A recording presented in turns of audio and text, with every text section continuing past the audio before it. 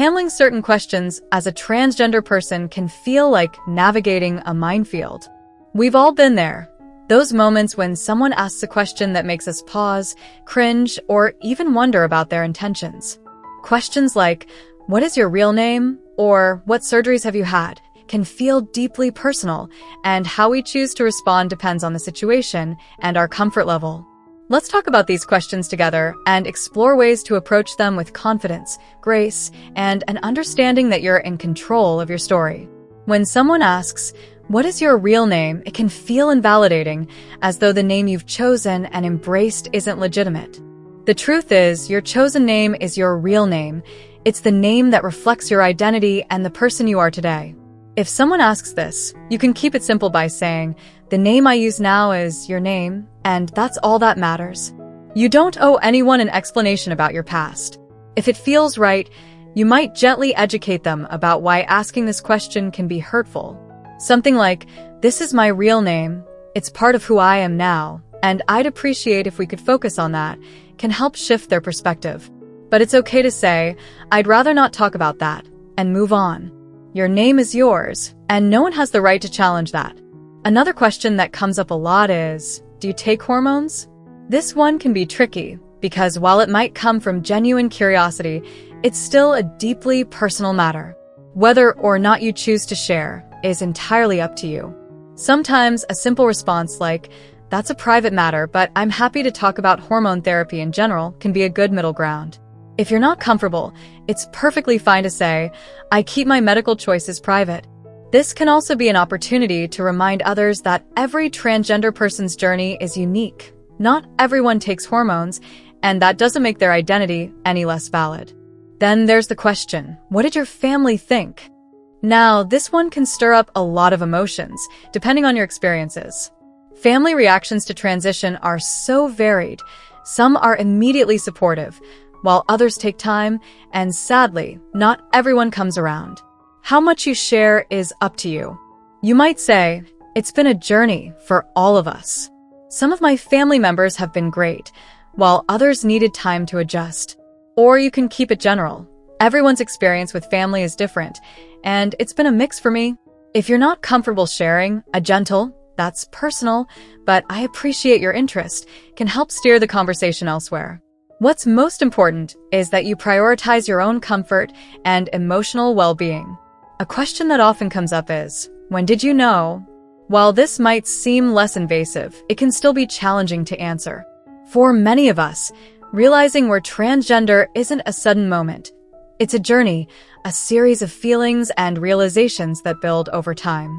If you feel like sharing, you could say something like, "For me, it wasn't one specific moment.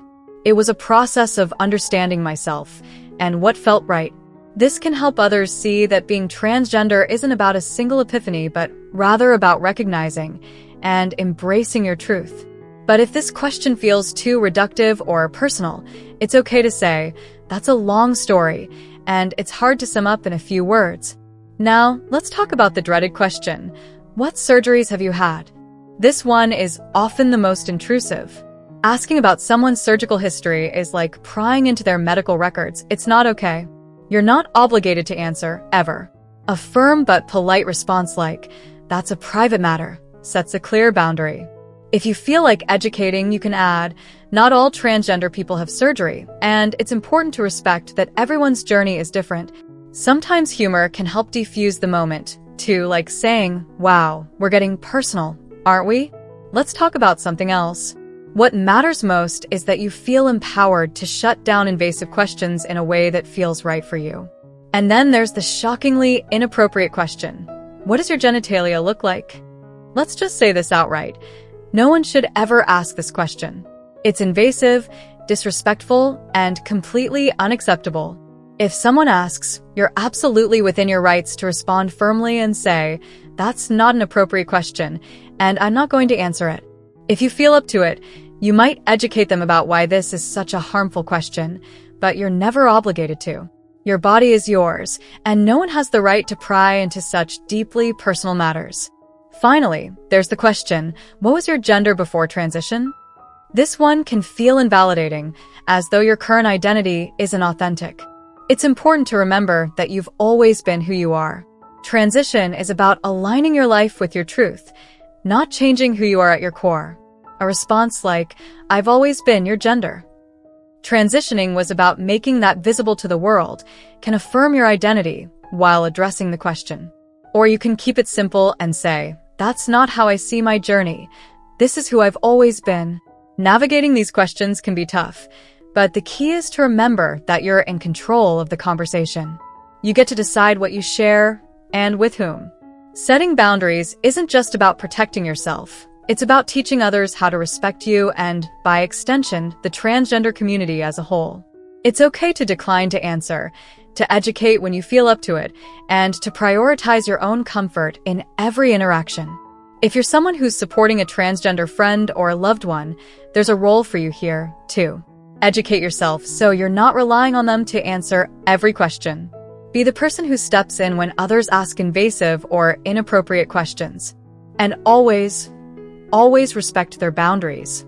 At the end of the day, navigating these questions isn't just about answering them.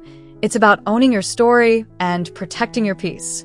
Whether you're choosing to educate, setting firm boundaries, or simply walking away from an intrusive conversation, every choice you make is valid.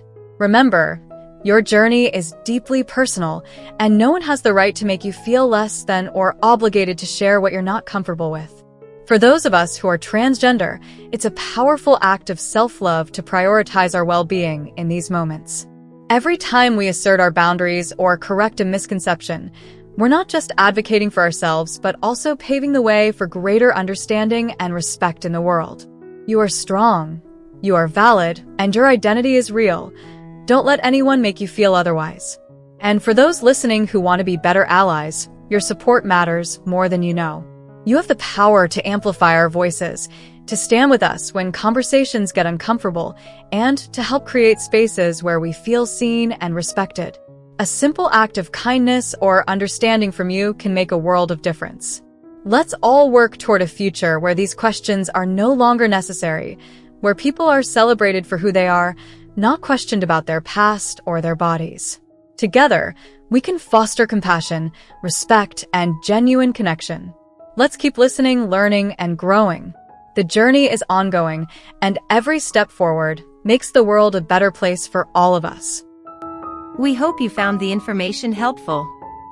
We know that being transgender can be a difficult journey, and we want to do our part to make it a little bit easier.